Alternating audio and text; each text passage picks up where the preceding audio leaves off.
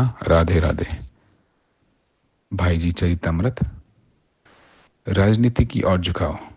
कलकत्ते में बंग भंग का आंदोलन चल रहा था। तभी से मेरा राजनीति की ओर झुकाव हो गया था। कलकत्ता कांग्रेस में, जिसमें दादा भाई नौरारजी प्रेसिडेंट थे, पहले पहल में शामिल हुआ। महात्मा गांधी से मेरा संपर्क तो जब मैं कलकत्ता में राजनीतिक क्षेत्र में था तभी से था। जब वे रंगून से कलकत्ता आए तो सबसे पहले मैंने ही उनका स्वागत किया था। उसके कुछ बाद ही महामना पंडित मदन मोहन जी मालवीय, डॉक्टर राजेंद्र प्रसाद जी, बाबू पुरुषोत्तम दास जी टंडन, लोकमान्य तिलक, महात्मा गांधी जी आदि से निकटता संबंध हो गया। राजनीतिक जगत के बहुत महाअनुभव से मिलना हुआ, पर उपयुक्त महाअनुभव से बहुत समीपता हो गई। खास करके श्री पूज्य मालवीय जी, महात्मा गांधी जी तथा श्री टंडन जी से तो एक प्रकार का पारिवारिक संबंध हो गया। ये मुझे अपने परिवार का एक विश्वस्त बालक समझते थे। इन लोगों से मुझे बहुत कुछ मिला। श्री जुगल किशोर जी बिड़ला। श्री जुगल किशोर जी बिड़ला से मेरा अच्छा परिचय कलकत्ते में ही हो गया था।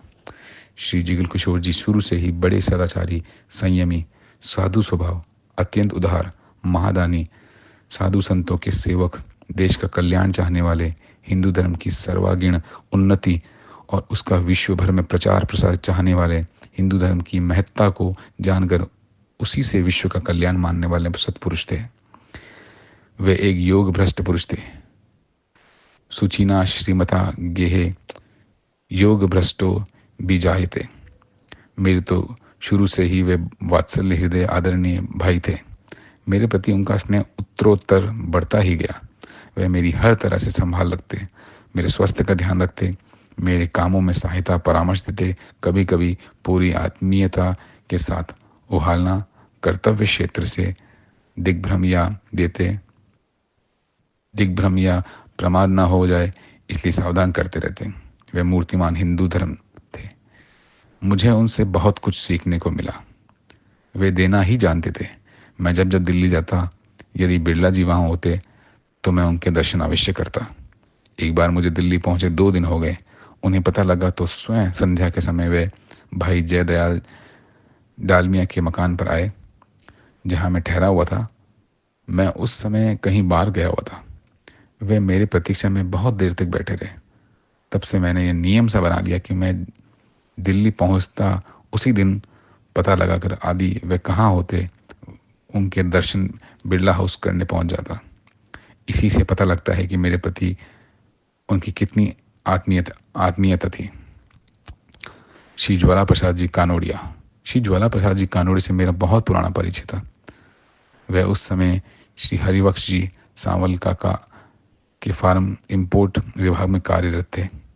वह सांवल का जी के दुकान ठीक सामने पारक कोटी में हमारी दुकान थी। वहीं परिचय हुआ और वह घनिष्ठ प्रेम और आत्मीयता के परिणत होता गया। आप हमारी गुप्त समीपता के प्रमुख थे। हमारे गोविंद भवन कार्यालय के कर्तव्य परायण प्रधानमंत्री थे। वे मेरे लिए तो अभिन्न मित्र, दुख विपत्ति के साथी, बंधु, सदा सब प्रकार देख रेख रखने वाले स्नेहपूर्ण सहोदर, अग्रज, मेरी सुख सुविधा के लिए अपने जरूरी कार्यों का त्याग करने वाले परम आत्मीय थे।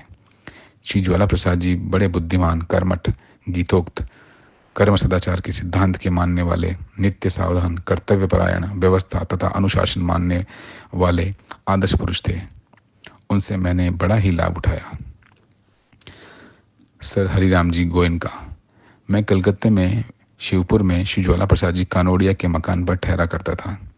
एक बार मैं श्री हरिराम जी के यहाँ नहीं जा सका तो शाम के लगभग 5 बजे मैं घर लौटा तो देखता हूँ कि वयोवृद्ध सर हरिराम जी पधारे हुए थे। ऊपर 2 तल्ले सीढ़ियों पर चढ़ने से उनका दम फूल गया था। मैं तो देख कर दंग रह गया था। मैंने प्रणाम करके कहा, बाबूजी आपने क्यों कष्ट किया? बोले, तुमसे मिले बिना रहा नहीं गया। तुम नहीं आ सके इसलिए मैं ही आ गया। तब से मैंने नियम बना लिया, जिस दिन कलकत्ते पहुंचता उसी दिन उनकी सेवा में उपस्थित होता। सर हरिराम जी बड़े ही विचारशील, गंभीर प्रकृति के श्रेष्ठ पुरुष थे। उनसे कई प्रकार की बहुत ही व्यवहारिक शिक्षा मुझे मिली। पंडित श्री झाबरमल जी शर्मा। श्री पंडित झाबरमल जी शर्मा बड़े ही सहृदय, साहसी, बुद्धिमान, सात्विक स्वभाव के धार्मिक तथा साहित्यिक पुरुष थे। मुझ पर आरंभ से ही स्नेह, प्रीति और कृपा रखते थे। इनके मेरे प्रति जो उपकार और इन्होंने जो सद्भाव मुझे दान किया और अब तक दे रहे हैं, वे सर्वथा आदरणीय हैं और मैं उनके लिए सदा सदा ही कृतज्ञ हूँ।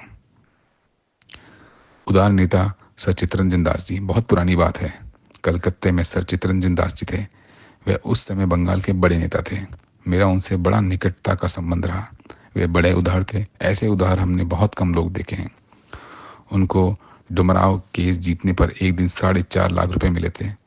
घर पहुंचे तब तक एक पैसे भी पास नहीं था। 4.5 लाख सब के सब पहले से ही चेक लिख रहे थे।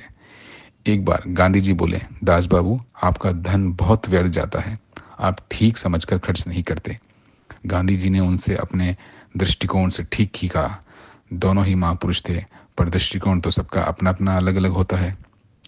सर चित्तरंजन दास जी ने उस बात का हंसकर ऐसे उत्तर दिया कि बापू, यदि आप मेरी जगह होते तो आपका धन अवश्य व्यर्थ जाता, पर मेरा धन तो एक एक पैसा भगवान की सेवा में खर्च होता है।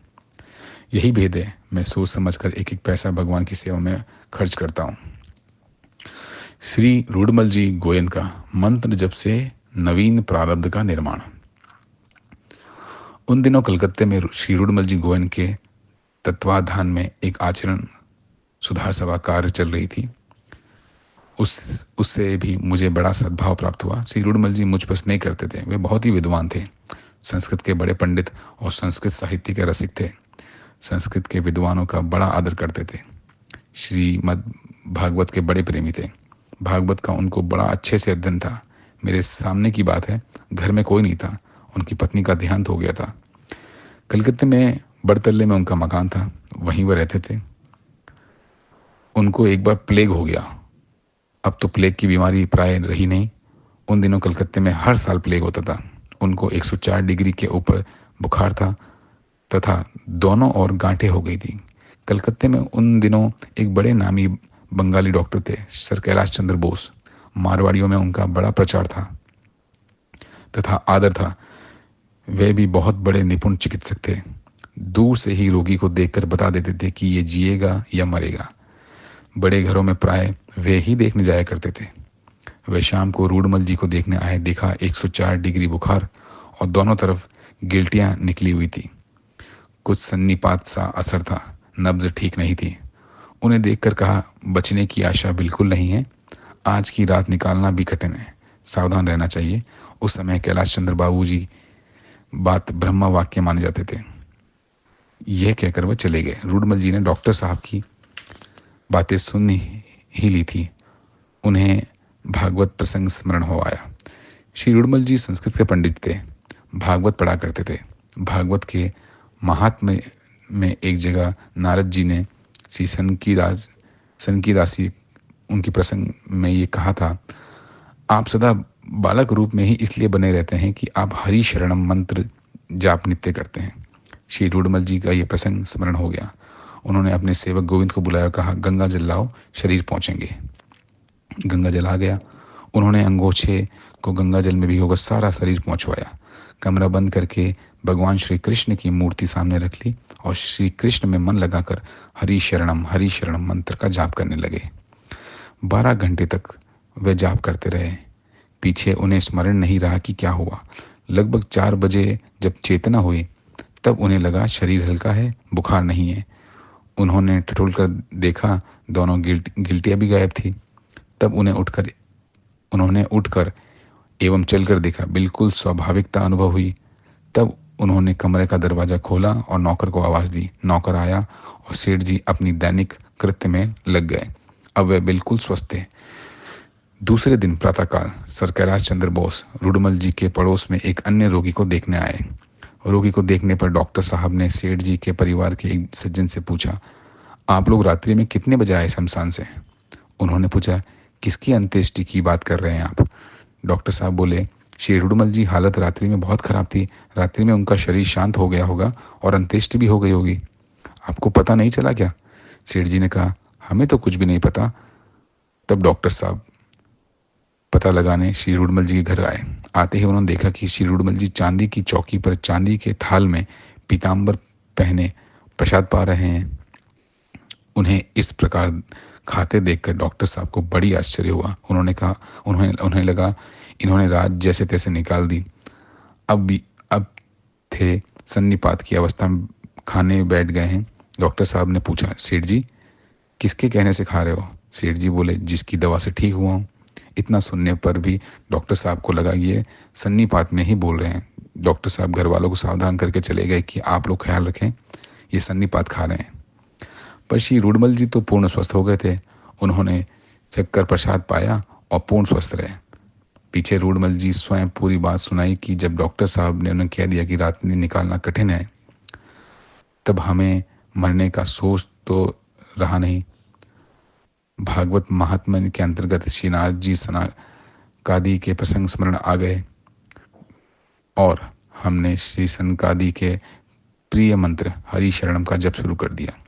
ये जितने भी मंत्र है, यदि ठीक विश्वासपूर्ण इनका जप किया जाए तो इनका फल हाथों हाथ नवीन प्रारब्ध का निर्माण कर देता है।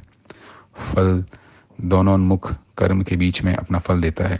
ऐसे उनके प्रसंगों में मैंने देखा, सुनने का अनुभव किया है। पृष्ठ संख्या 10 से लेके 14 तक। जय श्री कृष्णा। राधे राधे।